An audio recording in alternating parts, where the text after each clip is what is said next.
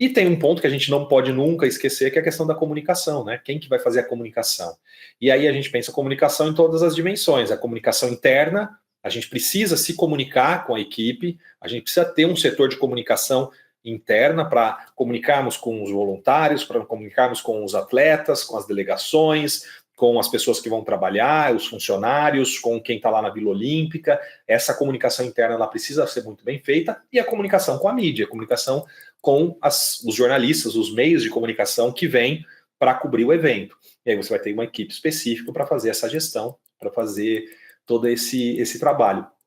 Só como curiosidade, gente, uma questão bem interessante que o Rio 2016 fez, e as outras Olimpíadas também sempre fazem, o setor de comunicação com a mídia, eles iam municiando em tempo real os jornalistas com as várias modalidades. Então, você tinha uma equipe da comunicação institucional que ficava de olho, por exemplo, no futebol. Machucava um jogador do Brasil, Neymar. Eles já faziam uma pré-notícia, um press release, e já encaminhava para todos os jornalistas que estavam cadastrados naquela cobertura.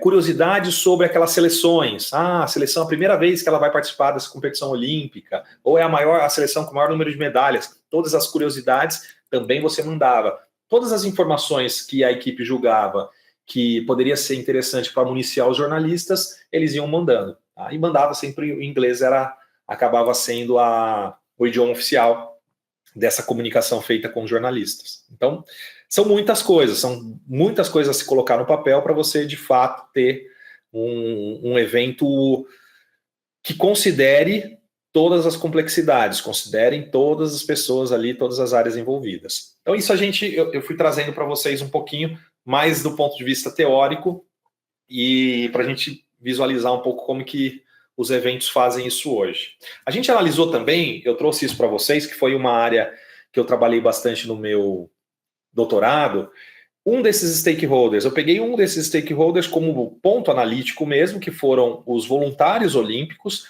para analisar como que os voluntários são tratados nos Jogos Olímpicos, como que eles são comunicados, como que eles fazem parte do evento, como que o evento acolhe esses voluntários e realmente chamam eles para fazer um trabalho bem feito numa competição olímpica. Eu mostrei para vocês essas particularidades, quantos são os voluntários, né? Mostrei esse gráfico. Vocês estão vendo esse gráfico, gente? Está atualizando aí certinho? Um gráfico com a... Tá sim, Pro, relaxa. Então tá. A quantidade de voluntários no decorrer dos Jogos, né? A gente vê um pico lá em Pequim, 2008. Pequim, aliás, uma das características dos Jogos é mostrar que seriam Jogos da população chinesa, então eles usaram muitos voluntários, 100 mil. Depois Londres foi para 70 mil, o Brasil caiu mais um pouquinho. O Brasil teve problema com os voluntários, de 20 mil voluntários acabaram não se concretizando nos Jogos, mas ainda assim teve uma quantidade interessante aí de pessoas trabalhando como voluntários. Foi a terceira competição olímpica com o maior número de voluntários da história, ficou atrás de Londres e de Pequim. E aí eu trouxe para vocês também a questão das dicas importantes quando a gente vai trabalhar os stakeholders e quando a gente vai trabalhar o evento como um todo. Planejamento financeiro. Eu estava conversando, eu vou depois mandar para vocês, gente, um videozinho. Eu conversei com alguns alunos, alguns ex-alunos que eu tive que trabalham com o evento, perguntando para eles quais são os principais desafios dos mega-eventos, quando você faz um mega-evento. Que desafio que você tem ali na gestão? E um deles, que trabalha no Rock in Rio, inclusive, estava trabalhando, né? Agora eu não sei se ele vai ficar em 2024, não conversei isso com ele. Eu perguntei para ele, se você fosse elencar 3 pontos dos mais difíceis em todas as áreas da gestão de um mega evento. E aí ele me falou, o primeiro que ele me falou foi esse que eu coloquei aqui, planejamento financeiro. Ele falou, tem muito evento que cai por conta de um planejamento financeiro mal feito. Ele me falou outros pontos também, deixa eu abrir aqui a conversa rapidinho. Ele falou planejamento financeiro e ele tinha... Aqui, ó. Acessibilidade. Dependendo do evento, isso é muito difícil. Planejamento financeiro, gestão de fluxo, de caixa, isso é um caos, segundo ele. A questão da acessibilidade, que é um problema bastante sério, alguns eventos ainda desrespeitam a questão da acessibilidade. e nos grandes centros, logística, para você levar o público até o evento. Aliás, isso eu vou mostrar para vocês, é uma grande crítica que o pessoal faz ao Rock in Rio ainda hoje. Eles não conseguiram superar esse problema de logística. As pessoas reclamando que demoram 3 horas para chegar na cidade do rock. Essa é uma questão complicadíssima. Então, você começar com planejamento financeiro claro, isso é dificílimo. O Rock in Rio mesmo patinou com isso. Nas primeiras edições não conseguiu ter lucro, foi ter lucro só depois. E vocês vejam, a gente está falando do maior evento cultural da América Latina, um dos maiores do mundo. Né? Se eles patinaram com planejamento financeiro, imagina outros eventos de menor porte. A questão da segmentação das equipes, isso é muito importante. Não dá para uma mesma equipe trabalhar tudo no evento, você precisa realmente segmentar, e os organogramas são muito segmentados. Você criar ações e criar ferramentas específicas para cada público, para cada stakeholder, cada um tem uma necessidade específica, cada um tem uma característica específica, você precisa identificar isso, precisa fazer comunicações realmente bastante particulares. Você planejar pré, durante e pós-evento, isso para qualquer tipo de evento, cultural, esportivo, religioso, você fazer um planejamento realmente nesse sentido, na dimensão pré, durante e pós. Eu diria para vocês que um calcanhar de Aquiles de muitos eventos é o pós. Né? Você faz um pré-evento muito bom, um durante-evento bom também, você não tem gás para continuar um pós-evento. Por que o pós é muito importante? Porque para você ter uma longevidade de médio e longo prazo, e os mega-eventos eles têm essa característica da periodicidade, você precisa fazer uma pós-comunicação, você precisa fazer realmente uma interação muito bem feita com seus stakeholders também no depois, para garantir que eles continuem nas próximas edições. Esse é um problema, inclusive, também identificado no Rock in Rio. Deixa eu ver aqui. Vou ver se alguém estava... Se quiserem me perguntar alguma coisa, podem ficar à vontade aí, viu, gente? E criar uma coerência de edição para edição, né? Você considerar, quando as edições acontecem em países diferentes, as particularidades de cada localidade, mas ainda assim você ter uma linha que mostre coerência de uma edição para outra. E essa questão da particularidade é interessante. Você tem, por exemplo, o Rock in Rio Brasil e o Rock in Rio Lisboa, eles são diferentes, eles têm as particularidades deles. Você, aqui em terra brasileira, em terras europeias, mas você tem uma linha condutora. Você tem uma característica muito forte. E aí eu vou mostrar para vocês que é a questão mesmo da identidade do evento. E essa identidade ela é mantida tanto aqui quanto em Lisboa e em Madrid também, quando foi a realização dos eventos lá do Rock in Rio em Madrid. Bom, gente, beleza por aqui? Alguém quer falar alguma coisa de stakeholders que queira comentar? Na aula passada eu fui atropelando, tinha muita coisa para falar, eu fui atropelando, eu não dei muito espaço. E se vocês quiserem comentar, podem comentar alguma coisa aí, senão a gente vai pro Rock in Rio. Podemos ir pro Rock in Rio? Vamos lá, então. Pode continuar. Eu vou trazer para vocês, então, algumas questões. Primeiro, alguém de vocês trabalha ou já trabalhou com o Rock in Rio em alguma das áreas? Porque são várias áreas. O Rock in Rio tem dezenas de segmentações. E não sei se alguém trabalhou em alguma delas. Se alguém trabalhou, está aqui ao vivo, pode comentar aqui, tá? Acho que não, né? Mas enfim, trabalhando ou não no Rock in Rio diretamente, fiquem à vontade também para irem contribuindo aqui, tá? A Pamela falando da importância do endomarketing, muito importante, bem importante. Você trabalhar o contentamento e a satisfação de quem está dentro do evento, né? De quem de fato está ali, vivendo aquilo, respirando o evento.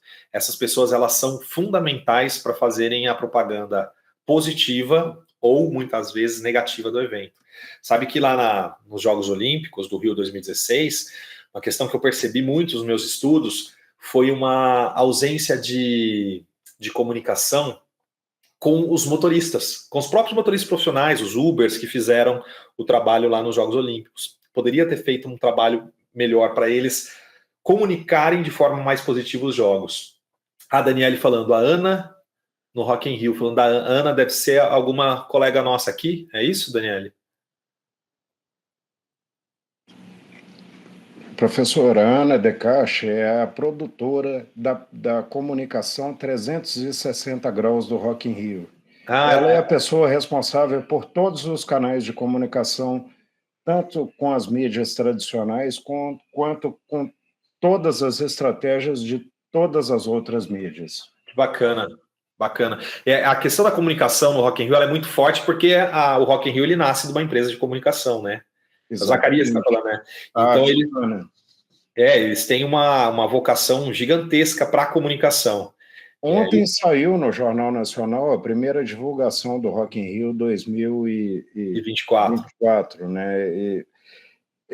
Você mesmo tinha dito, acho que numa aula passada ou na anterior, né, o quanto, né, eles trabalham a mídia tradicional, né, em favor do festival, né? Eu acho que aí é uma troca mútua, não é, Flávia? Porque ambos se beneficiam disso, tanto a Rede Globo quanto o Rock in Rio, né? Então, né, todo aquele espaço no Jornal Nacional ali tem seu mérito, né? Sem dúvida, é uma retroalimentação, uma coisa vai alimentando a outra, né? A mídia vai alimentando, dando divulgação para o evento vai dando o aporte para a mídia, e no caso da Globo, do Rock in Rio, você tem o fato do grupo ser o detentor direitos de transmissão, né? A Multishow. Sim. E aí... Professor, tem uma dica muito importante falando de Rock in Rio, né? Eu não sei se os colegas sabem e se o senhor também sabe. Tem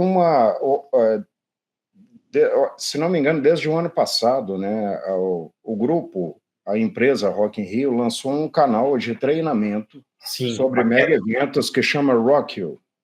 Sim. Né? Eu fiz esse curso agora, eu estava de férias em agosto, você fez? Eu descobri esse negócio, falei, pô, mal barato, vou fazer isso.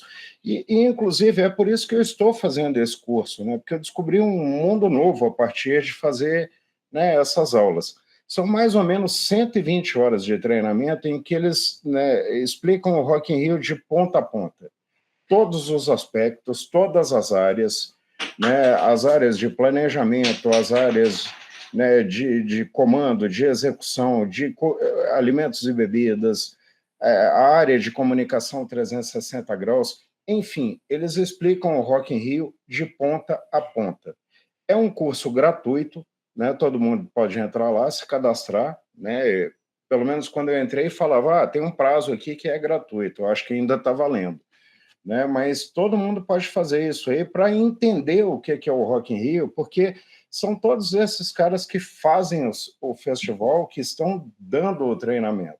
Né? A Ana De Castro explicando como fazer a comunicação 360 graus, né? O Zé Ricardo, como produzir o Palco Sunset, a pessoa responsável pelo Palco Mundo, né? A pessoa responsável pelo planejamento de tudo isso, né? O trabalho gigantesco que é de planejamento, a pessoa de engenharia, né? Instruções sobre stagehands, sobre todos os assuntos, né? Limpeza, enfim, tudo que está envolvido num festival desse tamanho, eles explicam ali nesse curso. É muito legal. A Pamela está falando aqui, Zacarias, para compartilhar o link. Depois eu posso mandar também, Pamela. Eu fiz o cadastro lá e tem uma parte, não sei se você chegou a fazer isso, Zacarias, se já tem, eu fiquei com essa dúvida, ou se eles vão fazer mais para frente, que vai ser a parte presencial em loco lá. Então, essa parte presencial existe a cada festival. No Rock in Rio chama Rock in Rio Academy. Sim. Só que é o seguinte, né? É um negócio que é para quem é do ramo, porque você paga mais ou menos 4 mil, 4.500, 5 mil reais para participar do evento. É um dia de evento, né? Onde todos os cabeças do Rock in Rio, inclusive o Roberto Medina, vai ao evento, né? E eles divulgam, né? E falam como produzir aquilo tudo. Né? E tem uns brindes, aí você ganha um dia de Rock in Rio no dia que você escolher, um camarote VIP, tem um negócio assim e tal, mas tem um custo alto. Então, eu acho o seguinte, né? Para entender o festival, é legal fazer o Rock Rio. Para fazer o Rock in Rio Academy, ou aqui em São Paulo teve também com o Detão, né? Porque é todo o mesmo grupo, né? Teve o dia do Detão aqui para equivalente ao Academy. Eu queria muito ir, mas na época minhas férias tinham acabado e eu, né, independente da questão do dinheiro, que não é muito pouco, mas foi uma semana que eu não podia de jeito nenhum. Então, eu abri mão, mas eu estou pretendendo tirar férias o ano que vem para ir para o Rio de Janeiro, assistir o Rock in Rio e fazer essa academia do Rock in Rio. Porque agora eles fizeram uma parceria com aquela HSM, né, que é uma empresa que faz muito curso, formação, e aí por isso que eles estão investindo bastante nisso, no Rock in Rio Academy. Eu não sabia, porque lá na plataforma não tem valores, né? Então acho que é só para quem se inscreve, depois vai pegando os detalhes, né? Você só descobre o valor quando você fala assim, quero me inscrever. Entendi. Aí vem o pacote, o que você compra por aquilo e qual o valor que você vai pagar. Eu fui até esse ponto e declinei a compra, mas, mas é mais ou menos isso. Eu acho que, cara, é muito legal, né? Para quem pode, eu acho que é muito legal, e nós que estamos aqui nesse grupo, né? Grupo de executivos, né? De modo geral, todos aqui são executivos, né? Pegando o exemplo do Eugênio e vários outros caras aqui que, né, trabalham com o segmento, eu acho que é muito legal, porque, né, independente da ambição de fazermos um Rock in Rio, eu acho que nós, em algum momento, né, eu que trabalho para uma empresa muito grande, eu enxergo muito bem a possibilidade de trabalhar junto com coisas muito grandes. Né, porque, às vezes, é muito difícil você ser dono de uma coisa muito grande, mas você pode fazer parte daquilo. Sim. Né? Então, a Pamela está falando aqui, o Spotify poderia criar mega eventos e tal. Dentro do que o Zacarias está falando, tem uma questão, eu até tinha preparado mais para frente uma reflexão, mas acho que cabe agora a gente conversar sobre. Tudo tem o seu ponto positivo e negativo, né? Vai muito do olhar que a gente lança para aquilo. Mas existe uma tendência no Brasil e no mundo inteiro desses grandes conglomerados comprarem praticamente todos os eventos, né? Que se a gente pegar, por exemplo, o Rock in Rio, o The Town, o Lollapalooza a partir do ano que vem, né? Eles são todos do mesmo grande conglomerado, né? O Rock in Rio mesmo, ele é um conglomerado, se eu não me engano, de 11 empresas, e cada empresa atua numa área específica: comunicação, a gestão de mídias sociais, a questão da publicidade, a organização do evento em si. É muito complexo, né? É muito complexo, e eles acabaram criando esse know-how tão grande que foram abraçando os outros eventos, né? E acaba que agora praticamente tudo está nas mesmas mãos, né? A Pamela está falando, será que não seria legal o Spotify criar mega eventos? Acho que seria muito legal você ter um outro grande conglomerado criando outros eventos, com uma outra forma de fazer aquele evento, com outra visão, com outra proposta. Eu sou a favor disso, acho que seria bem legal. Mas aí tem a questão da viabilidade financeira, né? Viabilidade de negócio, você botar no papel, isso é difícil, né? Fica a ideia de produto aí, ó. Fica a ideia. Achar o break-even point. Esse é o problema, hein? Esse é o problema, né? Esse é o problema de tudo. E foi o problema do Rock in Rio também, né? Como achar ali e como começar e depois como você ter, porque todo grande negócio que você vai fazer, vocês sabem bem disso, você demora, você vai patinando, você demora para aquilo realmente começar a andar com as próprias pernas, aquilo começar a andar no azul. Você precisa ter um aporte bem significativo mesmo, tem que ser empresas grandes que consigam pensar ali pelo menos um médio prazo para se tornarem atraentes do ponto de vista financeiro, né? Só completando, o Rock in Rio, além de Portugal, né, tem em Los Angeles, tem em Barcelona, né, tem em Portugal, tem no Brasil, né, e eles aqui, né, que é forte. Né, eles estão expandindo a cada ano para mais um lugar, e isso está caminhando para o que você falou, Flávio, né, a corporização do negócio, né? São poucos grupos corporativos que comandam os mega eventos do mundo.